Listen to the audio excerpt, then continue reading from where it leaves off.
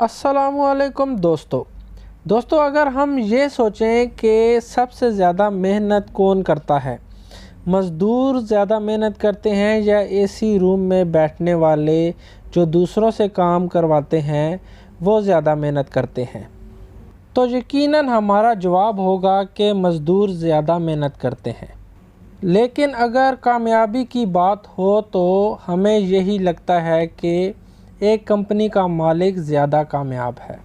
یہ لوگ اپنی محنت سے ڈبل کماتے ہیں، جبکہ مزدور جتنی محنت کرتا ہے اس کے مطابق دیکھا جائے تو اس کو معاوضہ بہت کم ملتا ہے۔ ایسا کیوں ہے؟ ایک چھوٹے سے واقعے سے سمجھاتا ہوں۔ ایک مزدور ایک پہاڑ پہ دن رات پتھر توڑتا تھا اور ان کو جا کے بازار میں بیچتا تھا۔ ایک دن اس کی نظر ایک سونار کی دکان پہ پڑی۔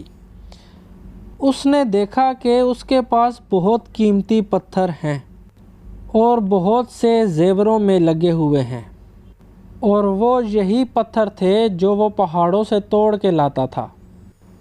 وہ مزدور اس سونار کی دکان میں گیا اور اس کو بولتا ہے کہ یہ پتھر میں سارا دن پہاڑوں سے توڑتا ہوں اور جب انہیں بازار میں آ کے بیچتا ہوں تو مجھے وہ اجرت نہیں ملتی جو تو انہیں اپنی دکان میں رکھ کے وصول کرتا ہے۔ کیا میری محنت کی کوئی قیمت نہیں؟ سونار نے اس کو جواب دیا۔ سونار نے کہا کہ کسی چیز کی قیمت اس کو حاصل کرنے میں نہیں ہوتی، میں انہیں تراش کے خوبصورت بناتا ہوں، جس کی وجہ سے ان کی قیمت بڑھ جاتی ہے۔ دوستو، انسان کی مثال بھی ایسی ہی ہے۔ اگر وہ دن بھر کام نہیں کرتا اور بیکار گھومتا ہے تو لوگوں کی نظر میں اس کی قیمت بھی کم ہو جاتی ہے۔ تو دوستو، آپ بھی اپنی قیمت بڑھاؤ، اپنے آپ کو اور اپنے کام کو خوبصورت بناؤ۔